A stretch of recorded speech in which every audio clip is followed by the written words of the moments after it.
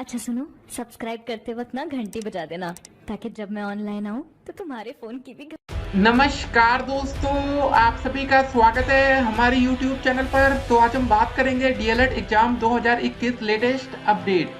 तो आज हमारी तारीख हो चुकी है 26 मई 2021 की बड़ी अपडेट में सबसे पहले बात करेंगे आज की breaking news. DElEd scrutiny result 2021 latest update को देखेंगे। तृतीय सेमेस्टर चतुर्थ सेमेस्टर बैक पेपर परीक्षा की तारीख 2021 को देखेंगे। और दोस्तों आपको बता दें क्या है पीएनपी का प्रमोट फार्मूला, उस पर बातें होंगी। प्रमोट नियम को लेकर कंफ्यूजन, एक और बड़ी अपडेट आपके सामने रखते हैं। आज दोस्तों ट्विटर पर दो बड़े कैंपेन होने वाले हैं। जी हाँ दोस्तों, एक तो नई शिक्षक भर्ती को लेकर बातें ट्रेंड की जाएंगी और कल 27 मई को दोस्तों डीएलएड प्रमोट मुद्दा भी ट्विटर पर ट्रेंड कराया जाएगा। इस अपडेट को जरा ध्यान रखिएगा। उसके बाद काफी छात्रों का एक सवाल आ रहा था, जब पीईटी का विज्ञापन जारी हो सकता है तो टीईटी का क्यों नहीं हो रहा है। तो इस अपडेट को भी हम इस वीडियो में देखेंगे। फिर कुछ और बड़ी अपडेट देखिए। अखिलेश बोले पहले टीका हो फिर बोर्ड की परीक्षा हो, इस अपडेट को देखेंगे। सीबीएसई 12वीं बोर्ड परीक्षा की तैयारी हो रही है, यह हो सकता है परीक्षा का पैटर्न, उसको भी हम आपके सामने रखेंगे कि कैसे मतलब 12वीं की परीक्षा कराने की तैयारी हो रही है। उसके बाद कुछ और अपडेट, जैसे कि आप इस अपडेट को देखिए। भर्ती का प्रस्ताव, रिक्तियों का नहीं है पता, 50,000 से अधिक पदों पर भर्ती की तैयारी। जी हाँ दोस्तों, न्यूज़पेपर के माध्यम से दोस्तों ये सारी अपडेट्स देखने को मिल रही हैं जो आप देख रहे हैं, ठीक है ना। 50,000 से अधिक पदों पर भर्ती के प्रस्ताव है, अपडेट बड़ी है। इसीलिए दोस्तों आप देख रहे होंगे इस समय ना पीईटी के मतलब ऑनलाइन आवेदन बहुत ही तेजी से भरे जाएंगे। उसके बाद कोरोना वायरस की अपडेट आपके सामने रखेंगे। कुछ और बड़ी अपडेट्स पहले हम आपको इस वीडियो में दिखाने वाले। तो दोस्तों काफी बच्चे पूछ रहे थे कि आखिर मंत्री जी वाली अपडेट कहाँ गई। तो दोस्तों ये रही अपडेट। बेसिक शिक्षा राज्य मंत्री के खिलाफ आप कार्यकर्ताओं का प्रदर्शन जारी है, इस्तीफे की मांग हो रही है। जी हाँ दोस्तों, क्या इनको इस्तीफा दे देना चाहिए, तो आप लोग अपनी राय रखिएगा। उसके बाद एक और अपडेट देखिए। बेसिक शिक्षा मंत्री के भाई की नियुक्ति वाली चयन समिति 28 को राजभवन में तलब हुई है। तो गाइस चलिए एक अच्छी खबर मिल रही है कि कम से कम चयन समिति को भी तलब किया गया है, कहीं धांधली तो नहीं हुई है, फर्जीवाड़ा तो नहीं हुआ, इसको देखा जाएगा। उसके बाद अगली अपडेट, ईडब्ल्यूएस प्रमाण पत्र की वैधता ही संदिग्ध है, बेसिक शिक्षा मंत्री के भाई की नियुक्ति का मामला। लेखपाल ने कहा न तो मैं मंत्री के गांव में उस वक्त तैनात था, न ही दोस्तों उनके भाई को ईडब्ल्यूएस प्रमाण पत्र देने के लिए लगाई है रिपोर्ट। तो दोस्त ये बड़ी अपडेट है, मतलब भैया लेखपाल भी अपना पल्ला झाड़ रहे हैं कि नहीं, हम तो उस समय तैनात ही नहीं थे।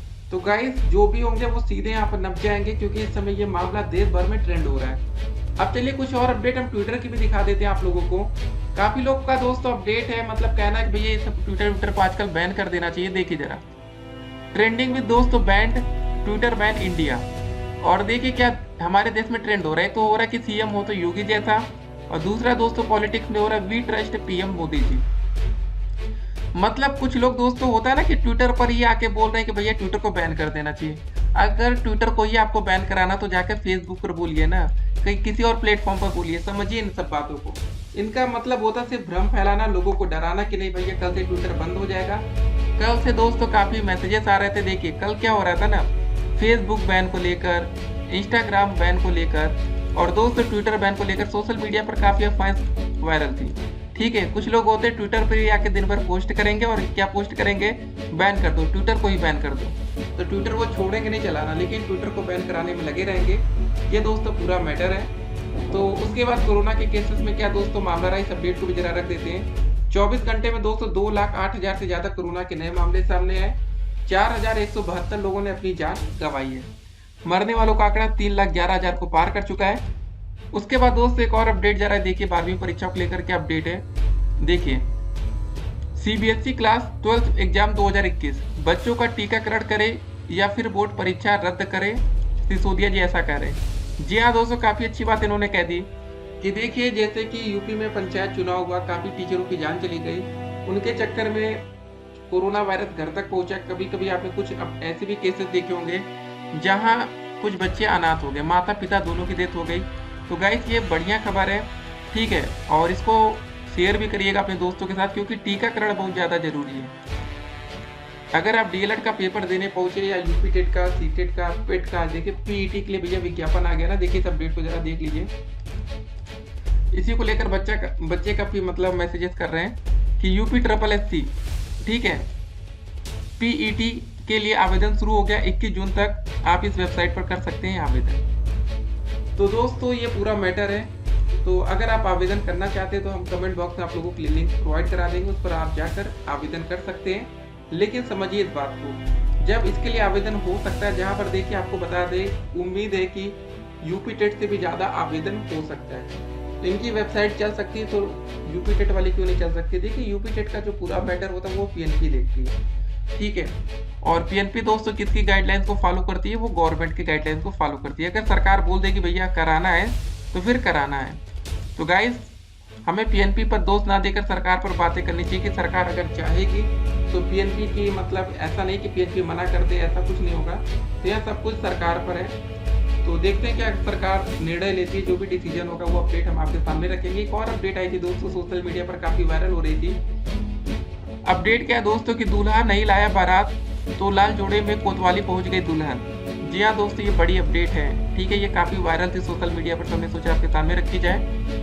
देखिए, बोली जिसने मेरी शादी तोड़वाई है उसी से मेरे फेरे करवाऊं। जी हाँ दोस्तों, कुछ ऐसे लड़के होते हैं भैया, लवर्स होते हैं ना, कि कहते नहीं तुम मुझसे शादी नहीं करोगे तो हम तुम्हारी शादी कहीं होने नहीं देंगे। तो भाई इनकी गर्लफ्रेंड जी ये थी, जो भी रहा होगा पूरा मैटर।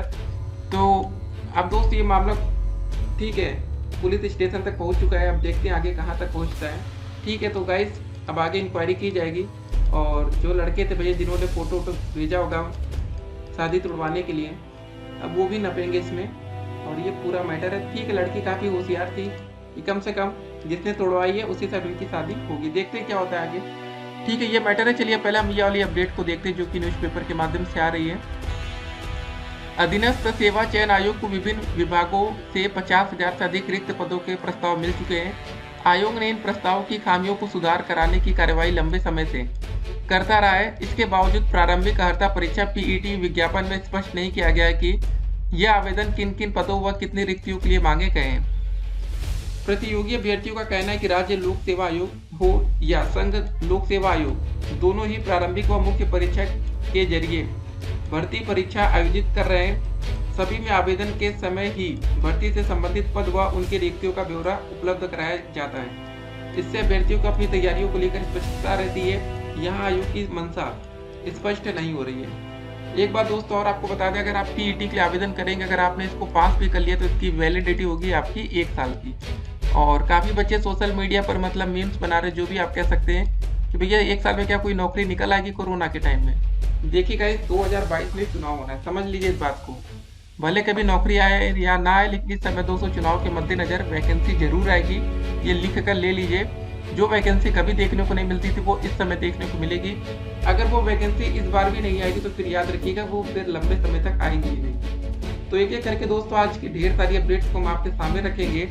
वीडियो को अगर अभी तक आपने शेयर नहीं किया, शेयर वाले बटन पर आप लोग क्लिक करना भूल जाते हैं, शेयर कर दीजिएगा।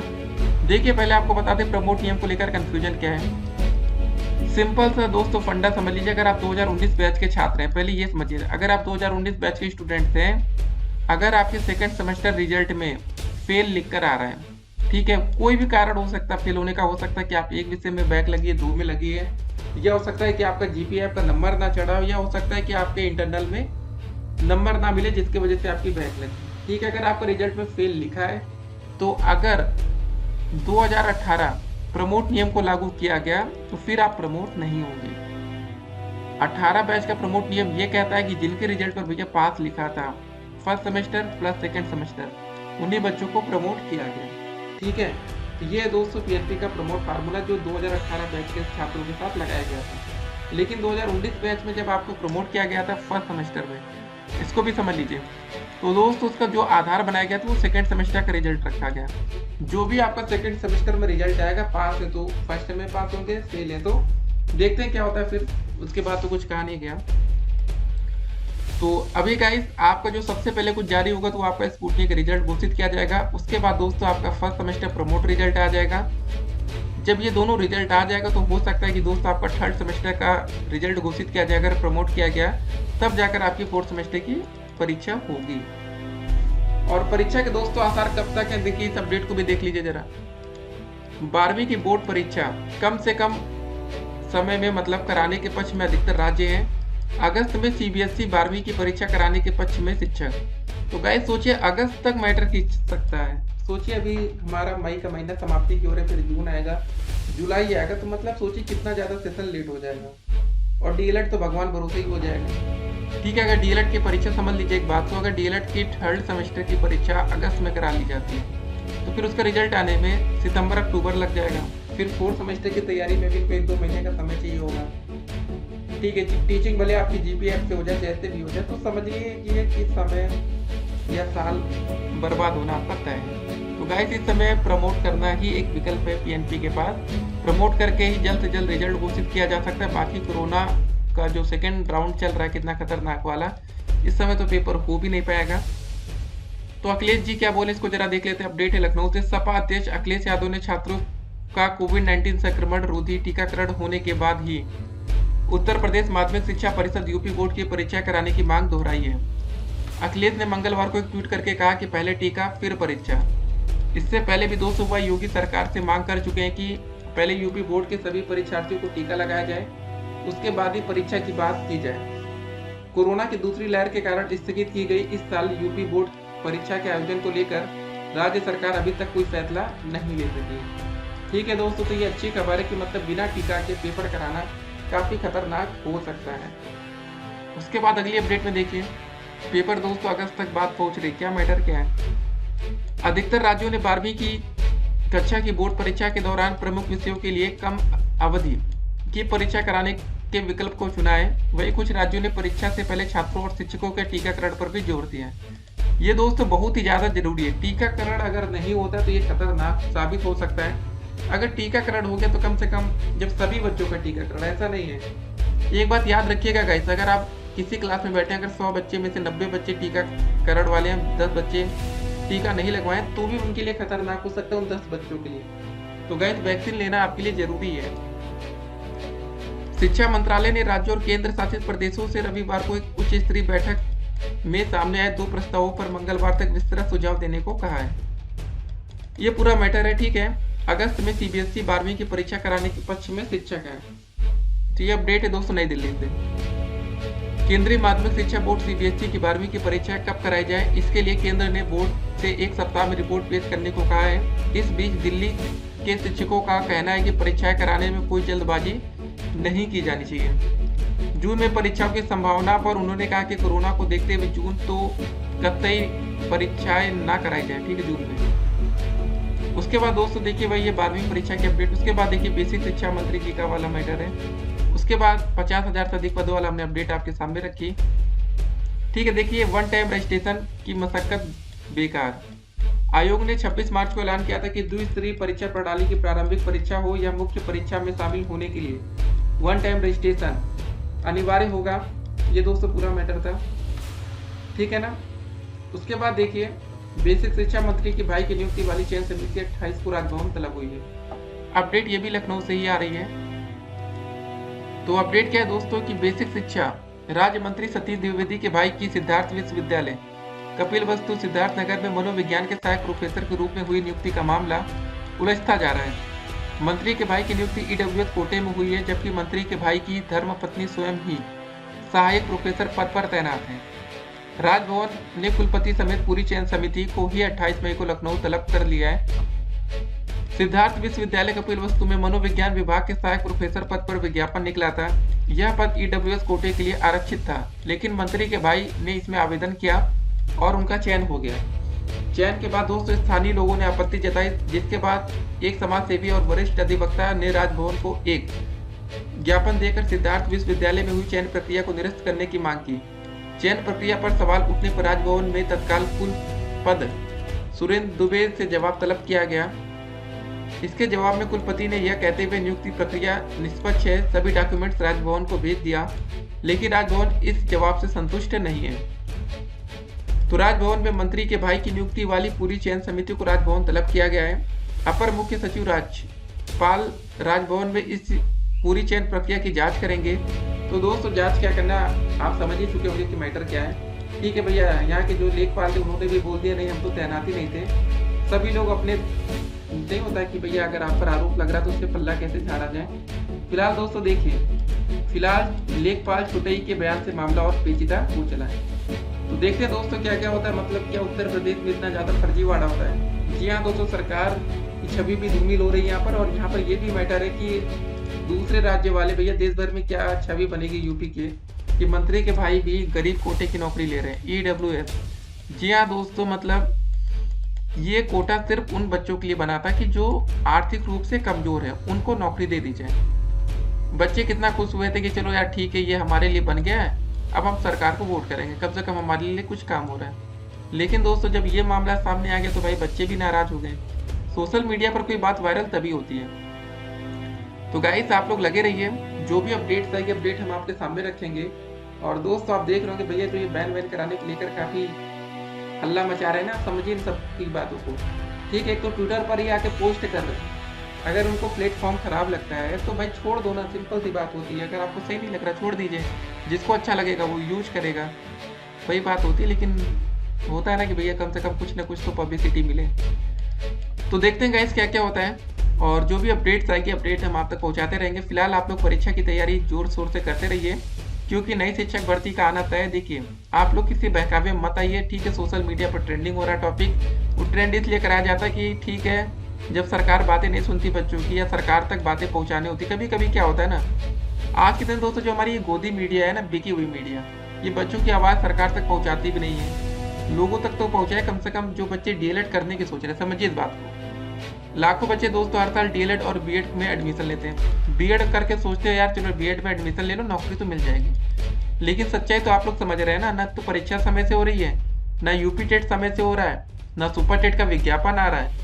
इन सब बातों को आप तब समझते हैं जब आप इस लाइन में आ जाते हैं। अगर दोस्तों मीडिया का काम ये है कि अगर इसको समय से दिखा दे तो कुछ बच्चे B.Ed करे ही ना, DLED में एडमिशन ही ना ले, सोचे इससे अच्छा कुछ और हम देख ले भैया, नौकरी पानी है तो ठीक है। तो यहाँ पर सरकार का जो रूल है थोड़ा सा सख्त होना चाहिए कि भाई जो PNP लापरवाही कर रही है, समय से परीक्षा नहीं हो पा रही, बच्चों का भविष्य खराब हो रहा है, उस पर थोड़ा सा ध्यान देने की जरूरत है। देखते हैं गाइस क्या होता है। कल सोशल मीडिया पर अभियान है, देखते हैं। ट्विटर पर आप लोग भी जोर शोर से अपने पार्टिसिपेट करिएगा, और उम्मीद है गाइस कि तृतीय सेमेस्टर के छात्रों को बहुत ही जल्दी प्रमोट की खुशखबरी मिलेगी। जी हाँ दोस्तों, इस समय परीक्षा हो पाना मुश्किल काफी ज्यादा लग रहा है। और देखिए मई में परीक्षा प्रस्तावित, एक बात और आपको बता दें, काफी बच्चों को लग रहा होगा आखिर प्रमोट से फायदा क्या होगा या नुकसान क्या है, प्रमोट क्यों मतलब हल्ला हो रहा है कि प्रमोट होना चाहिए। समझिए PNP ने कहा था कि हम मई के लास्ट तक पेपर DLED का करा लेंगे, ये PNP ने खुद ही कहा था बहुत पहले, ठीक है। उसकी न्यूज़पेपर की कटिंग आपको अगली वीडियो में मिल जाएगी। जब बोला गया था कि हम मई के लास्ट तक, चलिए पहले हम दिखा देते हैं कि कटिंग क्या है। तो दोस्तों देखिए यहाँ पर कुछ दिन पहले अपडेट आई थी PNP की तरफ से कि DLED तृतीय सेमेस्टर की परीक्षा मई अंत में होगी। इस अपडेट का मतलब दोस्तों ये था कि अगर कोरोना वायरस के केसेस इतने आज की डेट में ना होते तो आप लोग अब पेपर की तैयारी कर रहे होते, समझिए इस बात को, ठीक है। आप लोगों का पेपर दोस्तों इसी महीने मई में, या हो सकता है कि अब तक शुरू हो गया होता या तो होने वाला होता, जो भी पूरे मामला होता, ठीक है। अब दोस्तों आज की डेट में क्या आसार है कि आपकी परीक्षा मई में भी नहीं होगी, जून में भी दोस्तों सवाल ही नहीं उठता पेपर होने का, जुलाई में भी दोस्तों उम्मीद नहीं है। अगर आपका पेपर वैसे नॉर्मली मई में हो जाता तो आपका जो रिजल्ट था जून जुलाई तक आपका रिजल्ट आ जाता, जुलाई लास्ट में उम्मीद होती कि रिजल्ट आने की संभावना बन जाती। लेकिन दोस्तों आज की डेट में आपको बता दें, ना तो आपकी परीक्षा के असर मई में है ना तो जून में है। आप देखिए यहाँ पर CBSE 12वीं की परीक्षा की तैयारी जो हो रही है, भाई टीचर बोल रहे हैं कि इसका पेपर अगस्त में कराया जाए, ठीक है। तो इतना मान के चलिएगा कि यूपी बोर्ड परीक्षा से पहले DLED का पेपर होना संभव नहीं है, तो उनके बाद ही आपका पेपर जाएगा, क्योंकि वो फर्स्ट प्रियोरिटी पर है। क्योंकि जैसे 12वीं परीक्षा होगी उसके बाद एडमिशन का जो प्रोसेस है ना वो शुरू कराया जाएगा। तो उम्मीद करते हैं कि आपको सारी बातें समझ में आ रही होंगी। तो चलिए मिलेंगे एक और वीडियो में, तब तक के लिए stay connected, have a nice day.